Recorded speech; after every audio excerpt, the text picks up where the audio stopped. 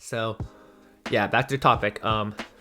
Katie and Harden, they, Harden was awesome. Like he probably has like the quickest like between the legs dribble I've ever seen in my life. Just like he just freezes defenders because they're not sure what he's doing. Right, he's barely moving in terms of like in place, but they don't even know where the ball is, and all of a sudden he's like blowing past you. So yeah, Katie kind of shaky at sometimes, but he hit that big three at the end, and obviously it's Kevin Durant, so like he still played awesome. If you're a Bucks fan, I don't think any Bucks fans are mad actually. Like I think they're pretty proud of the way their team played. They went toe to toe with James Harden and Kevin Durant, and a couple Chris Middleton shots going at the end, and they win this game. So I'm just gonna start off the Bucks side real quick. Giannis, 34 points, 12 rebounds, 7 assists. It's like a classic Giannis game. He at the end there, I feel like this is kind of like, well, this has been a problem with Giannis his entire career, right? He's really not like a wing. Like he plays power forward, like point forward, whatever. But in reality, he has more of a center skill set. He's a really great ball handler, but he gets most of his points from like in the paint, stuff like that. I don't want to say he's a center skill set. Actually, that was a bad way to put it. But he's more of a big than a wing, is what I'm trying to say. And that's why he's in the fourth quarter they went to Chris Middleton for those last 3-4 shots.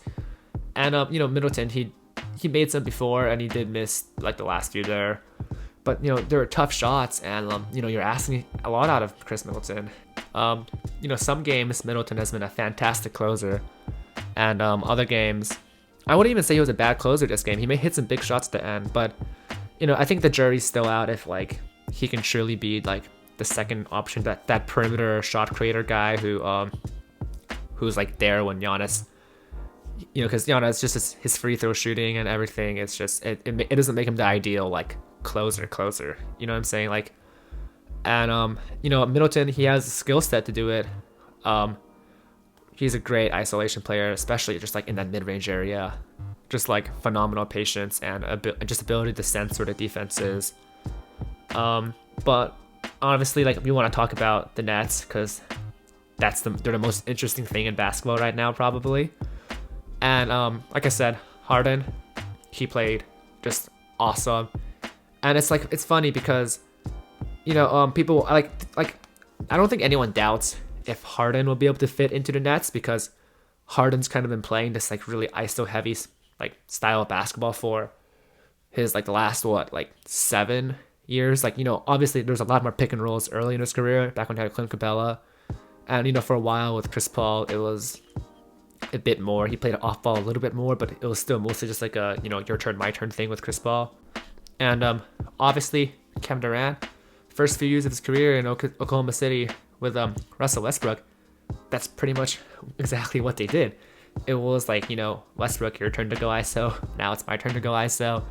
Except back in OKC, Westbrook, he took a little bit too many shots at the end there, when it probably should have been Kevin Durant handling the ball there at the end. But yeah, that's why obviously Harden and Kevin Durant, they've played together before too. And so, it's okay to have a really simple offense when you've got two talents like those two together.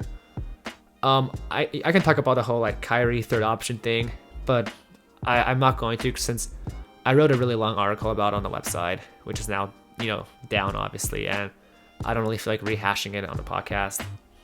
But when Kyrie comes back, I'll talk about it, of course. But even though this Nets offense is really simplistic, it's not as, how I talked about before, like I mentioned the Wizards offense, right? It's really stagnant. This Nets offense isn't stagnant though, and even though they've only been together for 3 days, 4 days, I think it's been longer than that. Because they have, I'm not sure exactly what it is. I'll probably have to rewatch a game completely, or just really pay attention to this next time I watch them play. But they have these players make cuts sometimes when someone's going to the basket, and it's a really intuitive thing. Anyone who's played basketball long enough will know what they do. Know what I'm talking about, right? You cut to the basket when someone's driving sometimes. But like when they do that, now the other players in the wing are moving over to fill in, and now they've actually got some movement going on in their offense.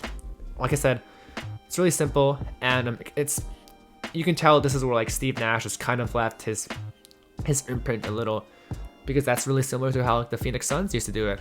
Obviously, I wasn't like really into watching basketball at the time. That was like 15 years ago. But like back then, it was a very sort of intuitive, go with the flow, like reactionary offense, right? They didn't have like set plays. It was more like, oh, he's going there. Okay, now I have to, fill in the wing over here to make the spacing better. And this isn't rocket science. This is really simple stuff, and I'm being kind of vague about it just because it's hard to describe in like over audio, and plus I'm not really sure about the exact terminology and stuff like that. I'm not like that hardcore. I'm not a coach or anything, right? But like my point is, I don't think the Nets offense is just super stagnant, right? Like the Thunder's offense were back with like when they had Westbrook and KD. I think Nash has probably D'Antoni actually, not Nash if we're being honest. But I think he's implemented a little bit of just movement and things. DeAndre Jordan also looked pretty good. Like he was moving around really well. It's funny because like we talk about him like he's like super old, just because like he hasn't exactly been like Clippers DeAndre Jordan for a while, but I'm pretty sure he's only like 31 years old. Oh, he's 32. Okay, I guess it's kind of old now, especially for like a center. But like Jordan looked really good. There was that one play, Harden gave him an alley-oop, Jordan went up, he got it, and yeah, it was like a Lob City play. So this is kind of like what they were hoping, that like with Jarrett Allen gone, Jordan can go back to playing like I think 30 minutes a game might be like asking too much out of him. But I think never mind, he played 38 minutes this game. Holy crap. Okay, so maybe 30 minutes a game isn't asking too much out of him. I don't really know what happened with TLC, Timothy Cabarro. I kind of like that guy. He played some good defense in another earlier game I watched way earlier this year. Bruce Brown, obviously, like, sorry, I should have explained what I was trying to, my point was before I started describing their bench. I'm just, evaluating if they have like the depth to win the championship this year per se. I think next year for sure they will be like top tier championship contenders. It's just this year I'm a bit more wary, just because it's kind of like the 2011 Miami Heat, right? And it's even especially for them since they literally made this team like mid-season, right? And at least 2011, like Heat, they still had like kind of an off season to make trades for more depth and stuff like that. Like the Nets made it like in the middle of the season. Joe Harris, he's really good, obviously, fantastic shooter. He had 20 points. He had a big shot to end there too. And Jeff Green looked really, really good. And this is what I'm talking about, right? Joe Harris, not so much, but what I'm talking about with like Jeff Green, Bruce Brown, DeAndre Jordan, like can the Nets bring out enough value out of these kind of like older guys, I guess? I think Bruce Brown is actually like 24, but like they're trying to like squeeze out value out of these, players who are on other teams. They would probably be like, the ninth guy you want in your rotation. Like they played Jeff Green 37 minutes tonight, and their logic is Kevin Durant, James Harden, they just carry the offense and just make things as easy as possible for them. All they have to do is just hopefully make some open shots, and like defensively, that's where they all just want them to like not. That's where they want them to have the value in, right? And I don't know if I think Bruce Brown will be fine. He's always been a defensive guy. And I'm not quite sure though if they can squeeze out that same value out of Jeff Green. He's getting up there in age, right?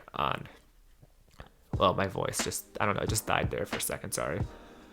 But yeah, like, and same thing with Jordan. Like he played really well tonight, but I'm not sure if he can do that for the entire season. And I think next year they'll be fine. They'll have an off season to pick up free agents, stuff like that. And this might sound kind of stupid, but to be honest, I don't think this year at least will be the year to win the championship. And I know that's early to say, of course, like that. I'm willing to take back my words, obviously, if they do it. And it seems weird to say just because Jordan and Green did have such great games tonight, but I kind of doubt it.